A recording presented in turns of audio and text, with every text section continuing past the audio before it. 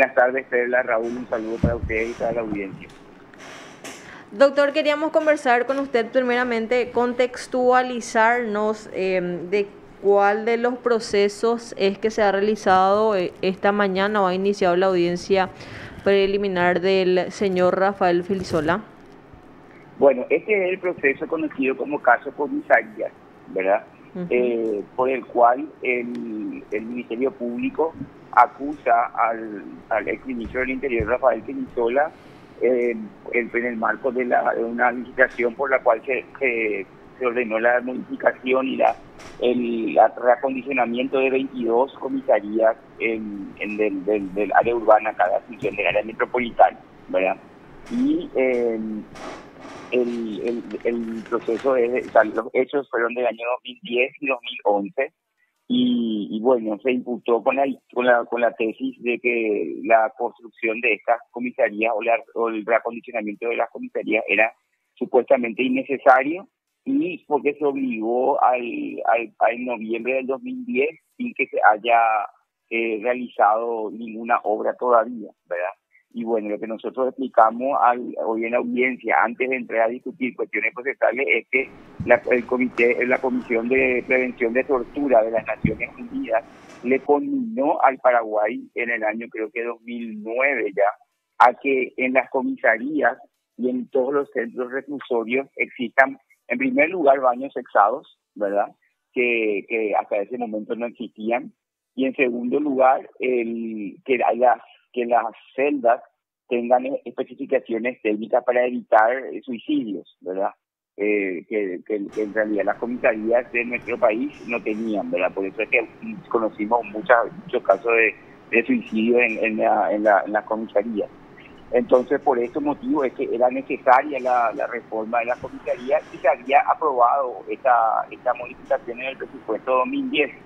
Y por las reglas que rigen en la ley del presupuesto, si en noviembre, como nos obligaba, se podía perder todo el rubro que ya se había asignado en el presupuesto ese año en el Ministerio del Interior para este concepto, ¿verdad? Pero una cosa es obligar y otra cosa es ejecutar. No hay ningún impedimento con obligar y ordenar la licitación para que se ejecute el año entrante. Y bueno, con ese argumento de que supuestamente en noviembre, faltando 2 meses para que termine el año, se licitó esto y se obligó a terminar todas las obras, es que se sostuvo que ahí hubo un perjuicio patrimonial, finalmente de más o menos 400 millones de guaraníes, es lo que sostiene la fiscalía, que hay diferencia de valor entre lo construido efectivamente y lo que se pagó, ¿verdad? Que es lo que se discutiría eventualmente en un juicio oral y público.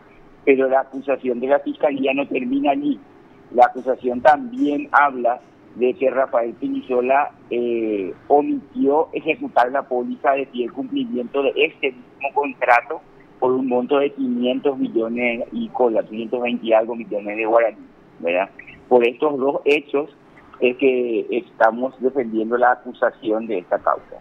Y justamente la existencia de esta segunda imputación, una imputación para que se entienda, la primera es una conducta activa respecto al mismo patrimonio y al mismo perjuicio, y la segunda es una conducta omisiva respecto a ese mismo patrimonio, el Ministerio del Interior y ese mismo contrato, o sea, ese mismo perjuicio, es que nosotros planteamos como defensa en su momento una reposición con apelación en subsidio y fuimos a la Cámara y finalmente a la Corte en una acción de inconstitucionalidad discutiendo la validez de la formación de un proceso penal con alternativas, porque básicamente esto es cantear.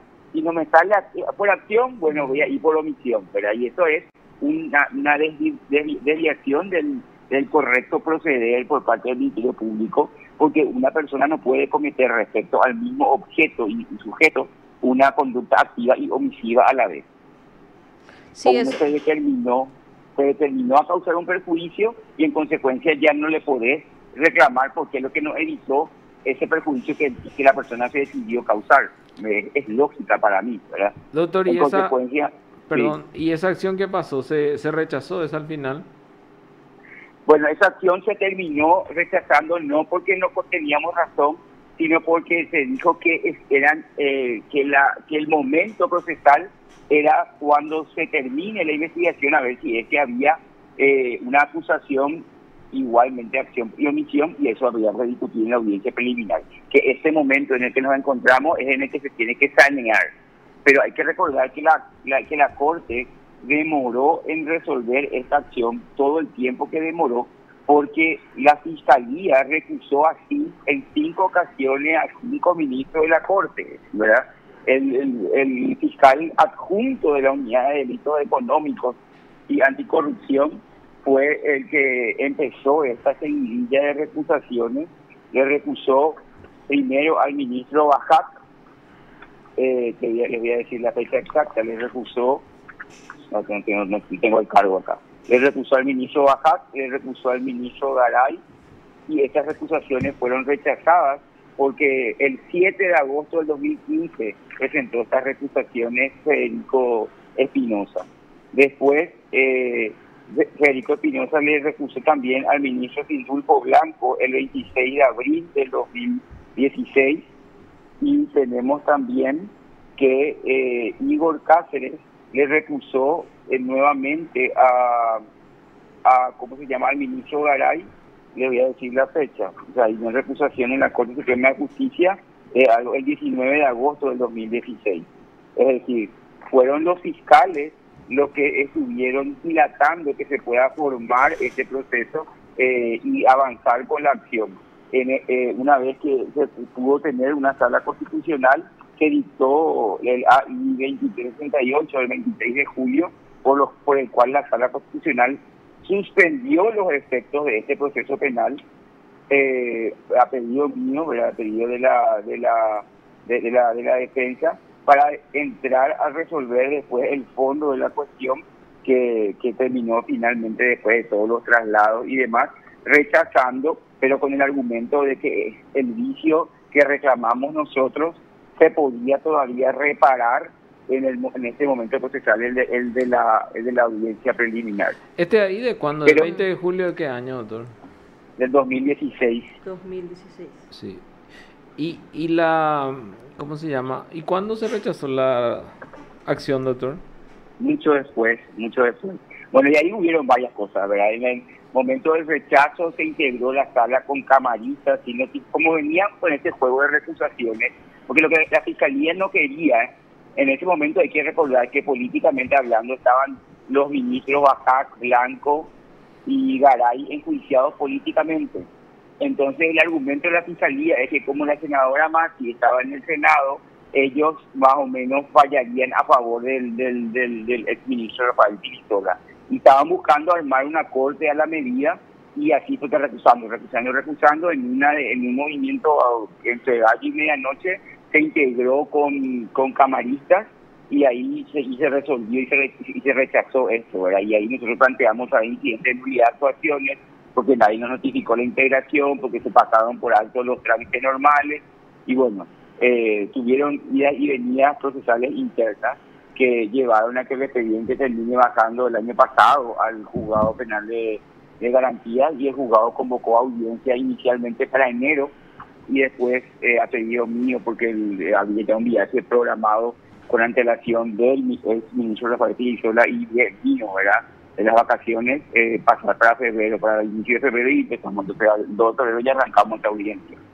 Pero nosotros opusimos, además de todo lo que se estaba explicando, aparte de la nulidad de la acusación por contradicción, por acción y omisión, opusimos un incidente de sobreseimiento por extinción de la acción penal por prescripción.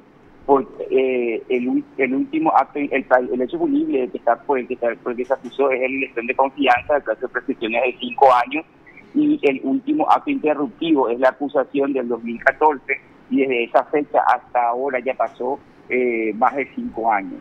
Y no solamente eso, sino que además transcurrió también el plazo del inciso segundo del artículo 104, que es el doble del plazo de prescripción, lo cual es el límite máximo y absoluto para que un proceso penal prescriba. Y agregamos con sustento de esta interpretación, que es la correcta, los fallos de la Corte en 3 o 4 procesos, y además agregamos una resolución dictada por la jueza Lizy Teresita Sánchez en el caso Francisco Rivas y otros por elección de confianza, donde el Ministerio Público y la fiscal adjunta, Soledad Machuca, se allanaron a la solicitud de prescripción. Y ahí reclamamos nosotros ya ante la Jueza Penal de Garantías un criterio objetivo por parte del fiscal Néstor Coronel, porque no puede Néstor Coronel decir que no prescribe y otro fiscal dice que sí prescribe. Es decir, que según la cara del cliente o según quien sea su fiscal, un caso va a prescribir y otro no. Eso es inaceptable, afecta al principio de seguridad jurídica y además finalmente hay que reconocer lo que la Corte Suprema de Justicia dice que es el plazo de prescripción. Tenemos votos del ministro Fretes, votos de la ministra Llanes, votos del ministro Ramírez Candia, tenemos votos de camaristas que integraron las diferentes salas y tenemos votos de colegas de ellas, ¿verdad? La doctora Lizy Sánchez. Entonces, creemos que acá hay una cuestión de muy clara y resolver algo contrario a eso sería prevaricar. Doctor, el hecho por el doble del plazo, ¿cuándo era que ocurrió el último? 2 de mayo del 2011, es la conducta omisiva, entre comillas, de no ejecutar la póliza de fiel cumplimiento. Y la acusación me dijo que era el 2014.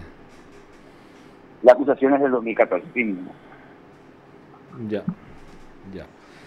Y bueno, y aparte de eso, o sea, por un lado pidió la nulidad por la contradicción interna que tenía, omisión y acción y omisión, ¿verdad? Y también después la excepción de prescripción por estos dos motivos. Sí, en realidad no planteé como excepción, porque ¿qué pasa? Es una picardía procesal. El artículo 329 que yo planteaba como excepción, y se me rechazaba, yo no iba a poder volver a plantear esto en el tribunal de sentencia eventualmente. Planteé como incidente y de extinción de la acción por prescripción. Y hay una cuestión más. Planteamos también exclusiones probatorias, porque en este proceso la Fiscalía de Delito Económico y Anticorrupción es que empezó a intentar practicar la delación premiada de actos. Como en el Paraguay no hay delación premiada, entonces ¿qué es lo que hacen ellos? Le dieron a la jefa de UOC, Andrea Atle, que era la encargada de controlar el contrato, de la ejecución, de ordenar los pagos una vez que se tenga la fiscalización de obras y demás. Y peor, al contratista, que es el que tenía que ejecutar fielmente su contrato, le plantean suspensión condicional del procedimiento a cambio de que ellos declaren como testigos en contra de Rafael Chisola. ¿Entiendes? Entonces planteamos, por supuesto, la exclusión probatoria de estas dos personas. De hecho, que el contratista está sentado con nosotros en la audiencia preliminar. No puede un procesado ser testigo. ¿Por qué? Porque abríamos el artículo 18 de la Constitución Nacional pensando bien, pero además no se puede tergiversar de esta manera las normas procesales para construir una prueba en contra de un procesado. ¿Y por qué no puede ser esto? No puede ser tan grave el hecho respecto a Rafael Chisola y no ser grave para la persona que directamente tenía la función de controlar eso en el marco de este contrato. O sea, si para Andrea la expectativa de pena era de 2 años, para Rafael tiene que ser 1 año. En este caso, este contratista es Alejandro Apolonio Candia, doctor. Sí, es el mismo. Entiendo. ¿Y él tiene una suspensión? Un pedido. Andrea Adler ya logró que se le dé, pero él está en la audiencia con nosotros. De hecho, creo que ella fue sobreseída luego esta Adler. Sí. Según sí. El 30 de octubre del 2019, por el juzgado de ejecución dispuso el sobreseimiento definitivo de ella, según estuvimos mirando. Sí. Doctor. Por extinción de la acción después de cumplir el tema, ¿verdad? ¿Y la preliminar sigue mañana? Mañana a las 8. ¿Y la Fiscalía ya se ratificó de la acusación? Sí, se ratificó y construyó un perjuicio totalmente, ¿cómo se llama? Ilógico. ¿Por qué? Porque doctor, ¿la omisiva o la...? ¿En base a qué conducta acusó? ¿O se ratificó? Por las dos conductas. Atendé. Construye un perjuicio patrimonial, te digo literalmente, de 408.112.313 por la conducta activa. Y por la conducta omisiva, un perjuicio, atendé, de 565.906.250. por no cobrar la póliza de seguro. Y en total su perjuicio, sumando, ya sabes, ellos suman todo mal, 974.018.563. ¿Cómo pico una póliza te va a pagar más de lo que fue tu perjuicio? ¿En qué país, en qué lugar del mundo el seguro te paga algo que vos no perdiste? Enriquecimiento sin causa se llama eso. Y acá el fiscal viene a construir su perjuicio de esta manera. Es absurdo, realmente es un despropósito de esta fiscalía. Doctor, muchísimas gracias, muy amable por su tiempo. No, a las órdenes cuando gusten. Te informó PDS Radio TV Digital. El abogado Guillermo Duarte, entonces, quien es defensor del exministro del Interior Rafael Filisola, y en esta investigación data de su periodo como ministro del Interior.